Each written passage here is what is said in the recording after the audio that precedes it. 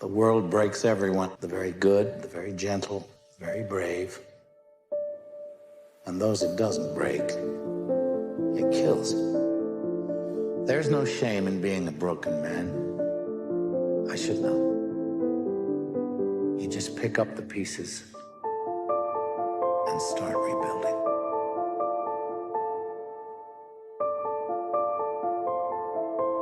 Their feelings are stronger than their mind. Our minds are stronger than our feelings. So you think about the success that you had. Your feelings could have said, you don't need to get out of bed anymore. When you fail, your feelings give you excuses. Your mind makes you more resilient.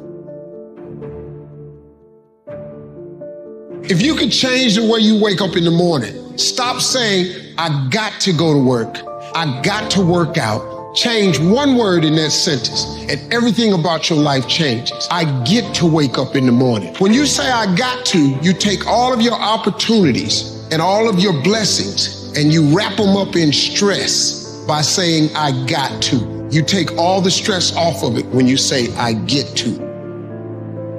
We're running at 40%, most of us, because we're half in and half out. And it's not surprising because life is difficult. It's like, well, what if you were 90% in or 95% in or all in? Because you're all in anyways, right? It's a life and death game. No one gets out of this. Everyone dies. You might as well commit yourself. And you might as well commit yourself to the highest good that you can attain, because why not? It'll imbue your life with meaning. It's hard, the responsibility is there, but all the meaning's in the responsibility, and that'll make your life better. Maybe it make the world better. It's like, that'll justify your damn miserable existence at 3 o'clock in the morning when you're wondering what the hell you're doing here. And that's a good thing, because there's going to be days when you're aching and tired and sore. You need a reason to get up, and you think, yeah, well, a little more heaven and a little less hell.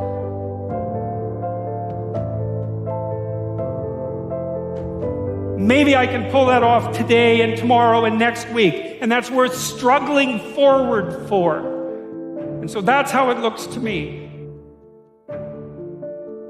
I have spent my whole life scared,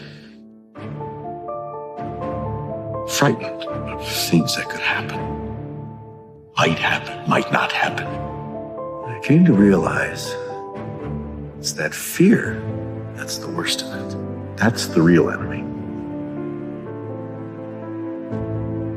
Outlast the temporary. Outlast the temporary. Everything in life is temporary. All pain is temporary.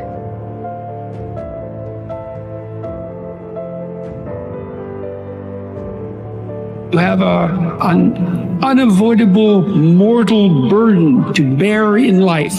There's no escape from it, except to directly confront it and to take it on voluntarily. The world doesn't give a damn about your excuses.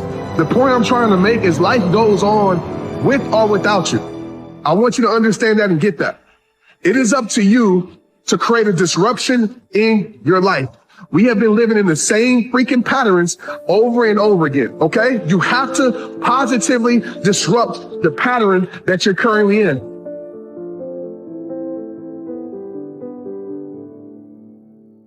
If you let people's perception of you dictate your behavior, you will never grow as a person. But if you leave yourself open to experience, despite what others think, then you will learn and grow. There's far more to you than you think, because it turns out that you have substantial problems, genuine, deep, but that if you decide that you will take that on as your responsibility, that you can put yourself together psychologically, just the courage, and you can actually solve the problems.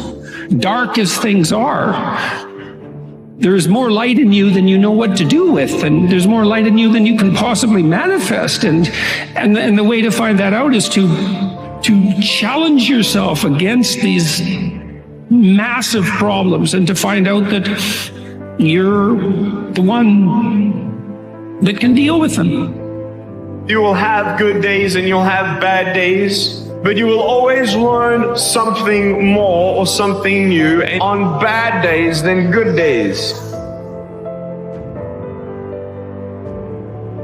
Success requires no apologies. Failure permits no alibis. Success requires no apologies. Failure permits no alibis. Going through adversity, going through trials and tribulations, you can get to the other side of these trials if you don't quit, that you get introduced to your other self. Your other self. And so what if it is that all of the tragedies, trials, tribulations, difficulties in our lives are all set up there so that on the other side of it, there's another version of it. So the other side of it, we get introduced to our other self. Begin. This is where it begins.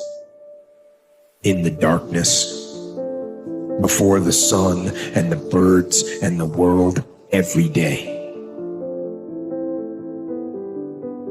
When the alarm sounds, it's time. Rise. Despite fatigue and soreness, curse the warmth of the bed. Curse the comfort of the pillow. Fight the temptation of weakness. Get up and go.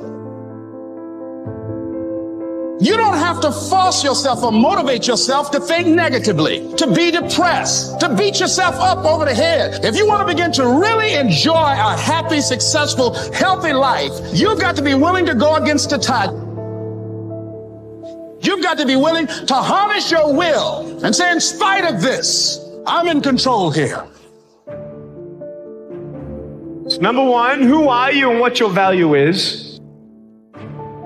Number two, what is your purpose here in life? And number three, what is your destiny when you're done here?